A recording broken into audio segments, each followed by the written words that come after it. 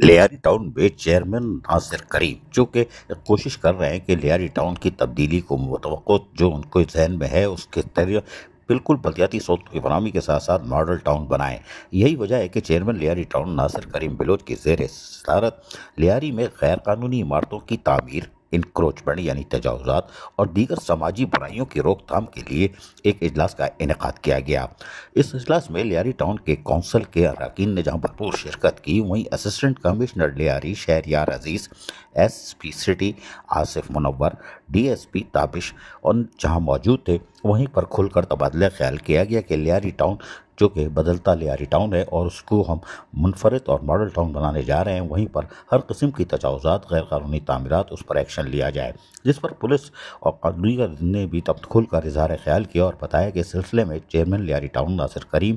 کی مکمل سپورٹ کی جائے گی۔ اس موقع پر یقینی طور پر